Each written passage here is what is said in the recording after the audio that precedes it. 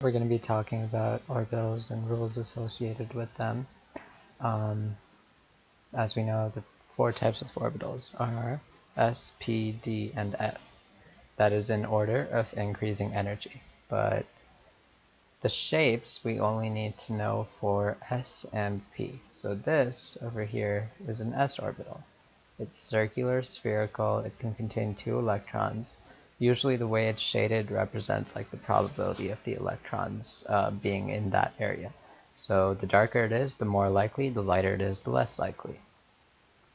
Then we also have over here p orbitals. There are 3 distinct p orbitals, px, py, pz, based on how they are overlaid upon each other, like in a 3-dimensional axis. And they're like balloon kind of things, like a figure 8 shape.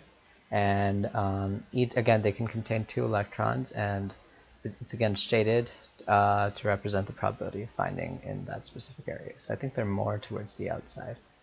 But yeah, that's cool stuff to know. So when it comes to electron configuration, there are 3 rules people must remember at all times.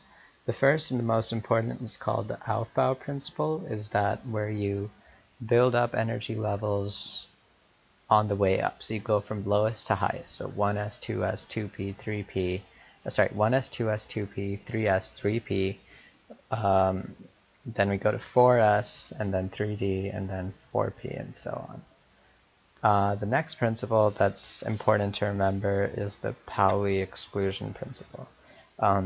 That basically states that in each orbital there are 2 types of electron, one with a positive half spin and one with a negative half spin.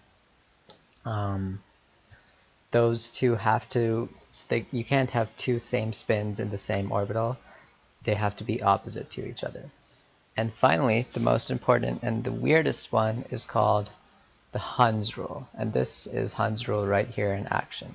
It basically states that the orbitals fill up same spin first. So we have, in this case, the px fills up with the half spin, positive half spin. The py fills up with the half spin, and the pz fills up with the half spin before going to the negative half spins, as you would assume they would, but that's not how it works. It's px with positive spin, py with positive spin, and pz with positive spin, and then they start filling.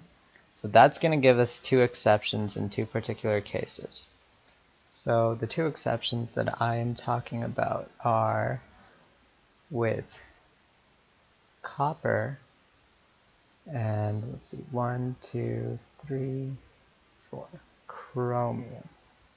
And that is because of this, the number of electrons they have. So it turns out that half filling or completely filling the 3D orbital. So if I go to 3D5 or 3D10 is lower energy and more stable than completely filling my 4s orbital.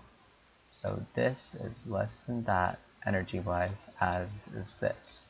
And that's all because of Hund's rule. So that means the chromium electron configuration is actually going to be something like this.